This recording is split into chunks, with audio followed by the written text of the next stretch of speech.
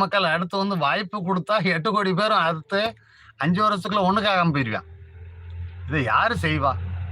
முதல்ல மக்களோட போங்க. மக்கள் பிரச்சனை, நெறைய போராடுங்க. பக்கத்துல மக்கள்ட்ட பவுன்சர் எல்லாம் தள்ளி விட்டுட்டு, பவுன்சர் இல்லாம வந்து பிரயாணம் பண்ண கத்துக்குங்க. செக்யூரிட்டி, பவுன்சர் எதுவுமே இல்லாம போங்க. நான் வேணா ஒரு சவாலா சொல்றேன். நீங்க வேணா ஒரு இடத்துல மீட்டிங் போடுங்கங்க. நீங்க பயங்கரமான ஃபேமஸ் ஃபிகர் தானங்க. நான் தான் சொன்னேன் சிவாஜி.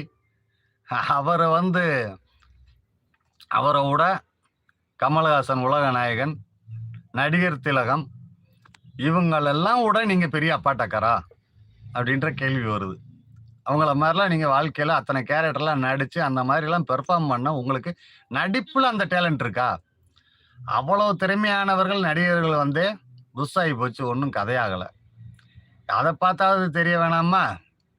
ஏன் வந்து முக்கால்வாசி மத்தியில அதாவது வடநாட்டு நடிகர்கள் ரித்திக் ரோஷனு, ஷாருக் கானு இவங்கெல்லாம் என்ன? இவங்கள விட நீங்கெல்லாம் பெருசில்ல. அவங்கெல்லாம் ஏன் வந்து அரசியலை தேர்ந்தெடுக்கிறதில்ல? யோசிக்கலையா? நம்மள பார்க்க கூட்டம் வருவான். ஆனா நம்ம வந்து கேரவன்லயே வாழ்ந்த மனுஷன். கீழ வெயில்ல இறங்கி 1/2 மணி நேரம் நிக்க முடியாது. இந்த ஃபீல்டு நம்மளுக்கு ஒத்து வராதுன்னு அவங்களுக்கெல்லாம் புரிஞ்சிருக்கு. நீங்க